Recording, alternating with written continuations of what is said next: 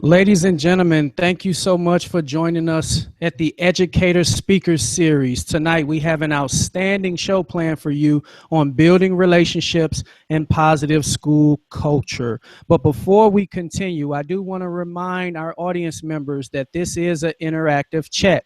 Please chat with us using the hashtag ESSeries. Again, please chat with us using the hashtag ESSeries. You can put in your question, your comment, and followed by the hashtag ESSeries, and we will be monitoring Twitter throughout tonight's webcast. Without further ado, I would like to introduce our outstanding panel here today. First and foremost, we have Miss Williams. She is a 13-year veteran, and she's also an individual who's an administrator at a middle school. She created the student mentoring program for her students, and she is an outstanding individual when it comes to building relationships. So without further ado, Ms. Williams, welcome to the telecast. Thank you, and I'm honored to be here tonight. It is our complete pleasure. Second up, we have a young man with 12 years of educational experience. He is in his 5th year as an administrator, and this young man was one of last year's exemplary new principals, that being Mr. Holt. Mr. Holt, how are you today? I'm feeling great. Glad to be here. Thanks for having me. It is my complete pleasure. And last but certainly not least, we have a young man with 7 years experience. He is in his 1st year as a principal at an elementary school, and he is almost finished with his dissertation. That can be no other than Mr. Starks. Mr. Starks, how are you today? I'm doing well. How about yourself? I am blessed. Thank you so much for joining us, and we are excited to get started. Without further ado, let's go ahead and get started. Today, we are going to discuss building relationships and positive school culture. So to start off, Ms. Williams, how do you build relationships in your school? First, I start by greeting everyone with a smile, being an active listener, making sure that everyone's voice is heard. And then from there, I'm able to make a connection with individuals. And from there, we lead into them understanding that I am genuinely caring about what's going on in their life and in their day. Sounds great. Thank you for sharing. Mr. Hope, I'm pretty sure there are some similarities, but what do you do in your school to build relationships? You're exactly right. I think it starts with a smile, just like Jarita just said. I've said before that I get along with kids really well because I'm a kid at heart. So the first thing for me is starting your day, enjoying seeing them, and it's easy to do when you enjoy seeing them.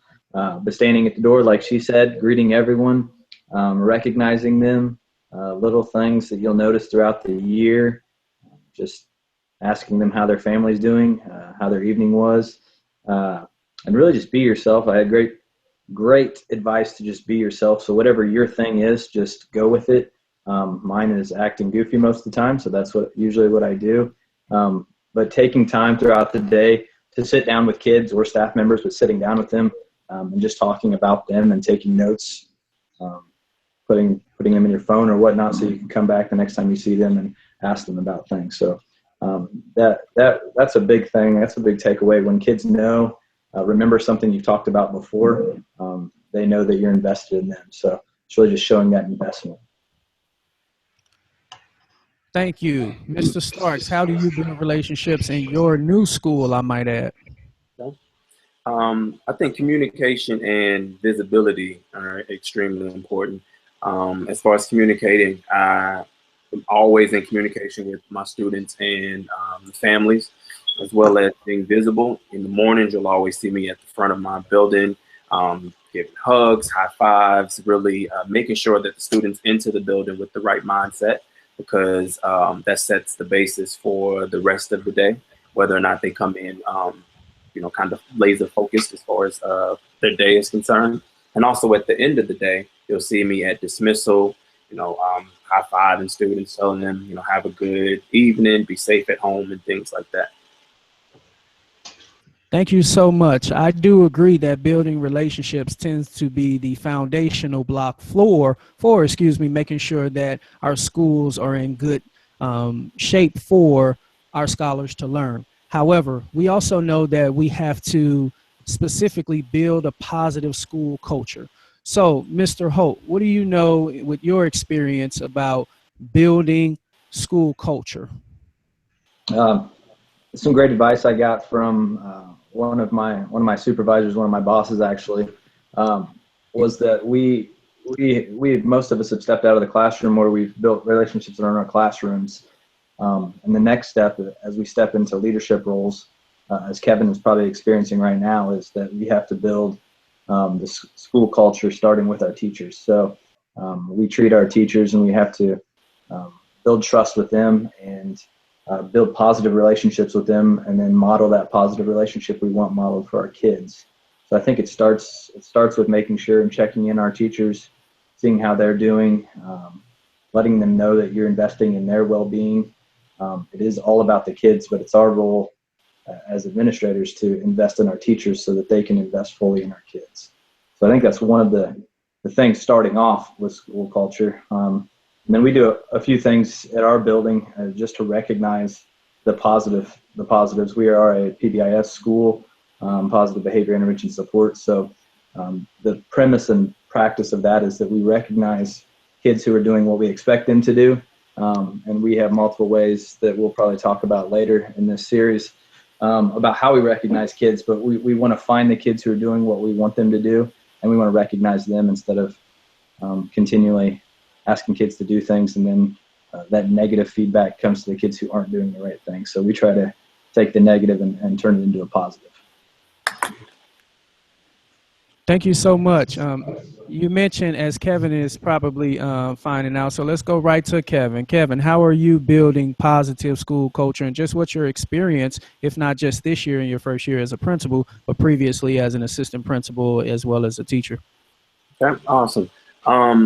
Well, it's just interesting because prior to this year, I never fully understood the importance behind the mission and vision of the school, just being honest.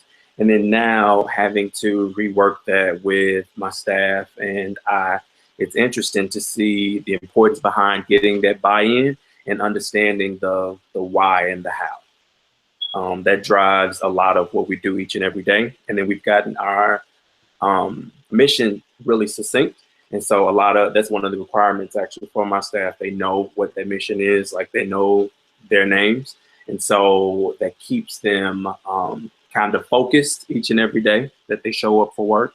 The other piece is, as far as the students in that cultural aspect, is really implementing a sound PBIS system. We do a lot of initiatives and rewards kind of based in PBIS. So that helps a ton. Thank you, thank you, thank you. Ms. Williams, how are you establishing positive school culture as well as just your experience with it? At my school, as well as the two gentlemen already stated, we do focus on the PBIS aspect with our students, but I found it really important to almost do a PBIS aspect with my teachers because teachers really, they're the ones that's out on the forefront, and letting them know that they are valued helps to move them along as well. And with that comes us being able to set some norms, to agree upon those norms, and being very clear expectations as possible. And in hand with that, being transparent as one will allow you or allowed to be with you. Thank you so much. That transparency is big. I used it so much that my first year as a principal, the team would tease me a little bit saying, Mr. Fields, we're going to be transparent today. That first year was outstanding. I am now in year 3 as a building principal. So this next question, we're going to start off with Mr. Starks. Mr. Starks, especially in that first year, building trust, establishing trust is very important. I used to tell the team all the time, we used to live in a world where students are going to automatically trust you until you lose that trust. Well, it's almost the reverse right now. Our students, as well as our staff, they won't trust you until you actually build that trust. So Mr. Starks, we're going to go to you and then follow up with Ms. Williams. How are you really establishing trust, not only with your students, but with your community, your parents, your staff members, and other individuals? Well, first, I'm a systems thinker, so I believe in just having a protocol and a process for almost everything. So what that does for me is allows me to be very consistent, and I think that's one of the things that my staff and families love about me, because when it comes to providing a consequence or a conversation or a request, can almost always guarantee what my response is going to be based on what took place previously or what was stated previously. That's one thing I pride myself on, is being extremely fair. And I think that helps establish that trust. You hit the nail on the head, you as well as Dorito, as far as being transparent. That's another thing. So in my communication with parents, students, and families, I'm always as transparent as I could possibly be, so that they can see kind of my thought process for certain things and why I do things or don't do certain things, and just really let them in inside of my heart as well, and knowing why I'm there and what that all the decisions that I make are data driven and have the student's best interest at heart. Thank you so much. Miss Williams, what are your thoughts? I agree with Mr. Starks as far as the consistency is really key.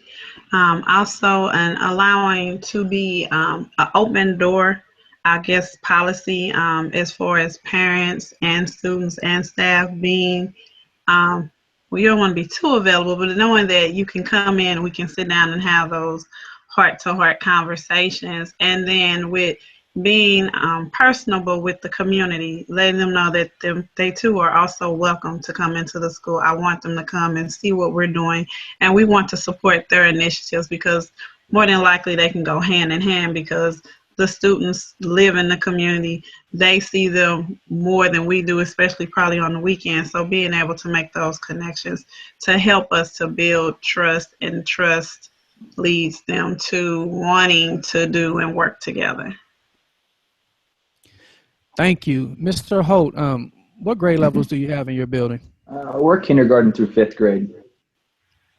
So as you build trust, can you focus more on teachers as well as parents? How are you establishing trust with teachers and parents for your K-5 scholars? Yeah, earlier, I think it was Mr. Starks said visibility. And I think to get to know parents, you have to be visible. We don't often get a ton of parents into the building. So even at drop-off, being outside at drop-off and being outside at dismissal are huge times when you actually get some face-to-face contact. So that's important. The way you have a conversation with a parent when you answer the phone, when they come into the office, establishing a positive rapport, knowing the kid's name it sounds really simple and common sense, but knowing their kid by their name and their hobbies, and being able to tell them great things that are happening, and being able to say, hey, I know they did this or this, that lets parents know that you know their kid and you're in it, you like their kid, and you're in tune to what their kiddos need, and you know what that family needs. One thing we do at our building, I started about 3 years ago, is we start the beginning of the year. I'm sure many schools do it, but a positive contact. So at the beginning of the year, every staff member takes a phone call and makes a phone call home to every classroom teacher, makes a positive phone call home to families in their class. On top of that, all of our other certified staff, we average about 22 kids per classroom. So our certified staff also goes around the building those first 2 weeks looking for kids doing the right thing, and they make positive phone calls home. And then I take all the new kids to our building. So most of the time it's kindergarten and any transfers. And I just make a phone call just to say, hey, I'm really happy to have you here. Do you have any questions about Portland, things like that? So that first phone call home is a positive one. That's been a huge success in our building. As far as teachers, I think establishing trust starts with them knowing that you trust them to make educational decisions too. So I really encourage my teachers to think outside the box about solving problems. I don't think I'm ever a person that's going to tell them what to do. I want to hear what they're thinking and why they want to try something with a kiddo, especially academically or instructionally. So just showing them that I believe in them and asking them, when they come to me with a problem in the classroom, not always just giving them an answer up front and doing some cognitive coaching and asking them to think through what they want to do and ask them how I can support them moving forward. So I think sometimes we can, especially as number crunching as we are and how we feel the weight of our standardized tests, we can try to solve problems to get the numbers we want to, but that doesn't always give our teachers the encouragement to be creative in their classrooms. And I'm sure we all feel that we are squelching creativity in our kids, and I think it starts by squelching the teacher's creativity. So I think just letting them know I trust you to do what you think is best in the classroom is a big thing for establishing trust.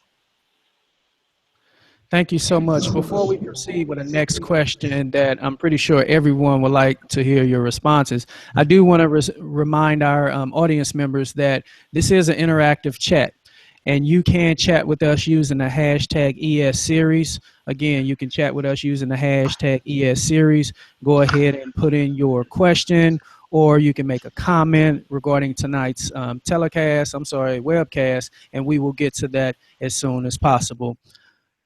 Moving forward, let's go ahead and start with Ms. Williams. Ms. Williams, what is the most challenging part when building relationships or when trying to build a positive school culture? What is the most challenging part? The most challenging part, I would say, is getting to know the why behind why people don't trust, and being able to build upon that to help us to build a positive school culture. Or I could say it as if knowing what everybody believes in helps us play a part as to why the culture is the way it is and what steps we need to make those changes. Thank you. Mr. Starks, what do you think in the most challenging part in your first year for building relationships as well as a positive school culture? Well, I was once told the hardest thing to change is someone's mind. And so it's difficult in my case being a new administrator in the building, and a lot of the staff was there years prior. And so they've been through a couple different administrators. And so some of them may have the mindset of, well, is he going to be here, in the future? Does he really care about this, that, and the third? Does he share in my why for wanting to be an educator? All these things I feel like kind of working against me because I'm a new administrator and just new to this building as well. So I would definitely say the older mindset or way of thinking of the staff can be difficult. Same question for you, Mr. Holt. What is the most challenging part, or what was the most challenging part as you reflect on your educational experiences for building relationships as well as a positive school culture? You're dealing with two things. Sometimes with parents building the trust, you're dealing with walls that have been put up since their time in elementary school or middle school or high school, and the things that they remember and the bad experiences that they had. So that's difficult to change that mind, like Mr. Stark said, but to have them see education in a different light than the way they experienced it. So that's it's difficult, and it's even more difficult in the fact that most of those parents who had those experiences don't come to the family events and have you don't have the face-to-face time to change that. So I think that's where opening dialogue, making sure that everybody gets communication, has helped. And then with teachers, Mr. Starks, it doesn't, I don't think it matters if it's your first year or your fourth year. There's always that distrust because it's a system. We are a system, so we have to build that culture in our building that we're more of a family and that we can trust each other and still break down that we are, especially in our district. Your districts are also large, but that we're not just making systematic decisions from the top down, but we're listening to you, and we understand what your thinking and feeling in the classroom. We just had a conversation that I got feedback from some teachers about spending more time instead of frequency of time in the classroom. So sitting in the classroom for 45 minutes to an hour to really see what a full lesson is, instead of we always talk about being in the classroom for 10 to 15 minutes as frequently as we can, but we don't always get a big picture. So some of the feedback I got was just to be in for a longer amount of time so we can get a whole picture view of a lesson and the things that are going on in the classroom. I would concur with everything that was stated. I think sometimes what makes it difficult to establish that trust is given where we are as an educational system right now. I know in my first year, although we were trying to establish community and all of those things, we also had a job to do from the standpoint of increased student performance. Now, we know student performance is only one indicator to serve as evidence of student learning, but we also know that it is a massive chunk of the pie. So with that being the case, just being as transparent as possible, having those conversations, making sure we have clarity, and then understanding that we are all individuals. If we are going to fail, which we will fail, we're going to fail forward. And I'm right there as an administrator to pick you up and to guide your steps. So learning reciprocally, making sure everyone is there. You're helping me learn. I'm going to help you learn. And those are some of the things that really assisted in my first year. Again, it's not necessarily perfect, but building a relationship and establishing a positive culture, just like our guest who was here last time, Miss Kelly Coslin, it's a very challenging thing to do, but you have to constantly readjust, evaluate, and then go back into it. So as we get ready for closing, I am going to ask our panelists what final thoughts they have, and then I'm going to give our viewers a particular task. So starting with Ms. Williams, what are your closing remarks regarding building relationships and establishing a positive school culture? My closing remark would be that it is an ongoing process, not to give up on the process, and know that everything that you are doing to build the culture or to build the relationships is working. You may not think that it is, but it is actually taking you to wherever your destination is. Thank you so much. What about for you, Mr. Holt? Closing remarks. I would just encourage any of our listeners, because they're probably in education, to take time to celebrate the wins that we have every day in education, celebrate the wins that our kids have, because there's so many good things happening in our buildings that we don't often feel because of the stress that we place on ourselves. So I think the biggest takeaway from me and listening to our other panelists is that we have to make sure that we're taking time to model positivity, but we have to do that by celebrating the positive things we see. So just take time to celebrate the good things, because that's going to make you feel a ton better leaving the building and then coming back into the building the next day. Very well stated. Mr. Starks, closing remarks. One of the things I would say is being new, and I think Mr. Holt kind of alluded to that earlier today by saying it doesn't matter if you're first year or however long you've been in the building. One of the positives that I have is that I am new to being a head principal, so I still have my teacher hat, and I haven't lost that common touch, if you know what I mean. So anything that I ask of my staff or even my students, it's going to be something that's with their best interest, and it's going to be something that's for the positive. It's going to be something for their betterment, and something that brings forth growth and change as far as our mission and vision for the school is concerned. I'm never going to have them do something I wouldn't do, haven't done, or I'm not willing to do. Again, outstanding job, panelists. Before we get into our question of the night, and I'm going to ask our viewers and audience members to make sure they are participating on Twitter, I do want to remind us of a few upcoming things. First and foremost, based on your feedback, we are going to officially start the STEAM series. we hear a lot of things about STEAM, but how can we actually integrate it in our classroom? What does it sound like? What does it look like? What does it feel like to really be immersed in a STEAM type of lesson or STEAM school? So we're going to officially start that series on October the 23rd. Again, October the 23rd. Secondly, this was based on feedback from our viewers. So if you are watching this telecast or webcast, make sure you look in the description bar and you click on future topics. We have an area for you to click on. It is a Google form, and we would love to hear from you. What type of topics would you enjoy hearing? Again, please understand that the Educator Speaker Series was established for educators to collaborate, share ideas, and learn together, because at the end of the day, if you're not moving forward, you're moving backwards.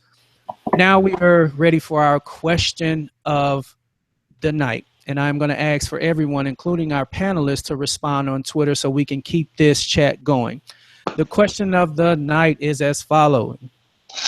How do you build relationships and positive school culture? Again, we would like to hear from our audience members. How do you build relationships and positive school culture? Make sure you put in hashtag ES series so we can get everyone's response, and we can certainly go from there. It's been a complete privilege and honor to serve as the host here with such a wonderful panel. You still have a few minutes to continue before you go into the debate, but there is no debate. Building relationships, establishing trust will get us where we need to be. Until next time, enjoy the rest of your evening and continue to push forward for our kids. Thank you so much.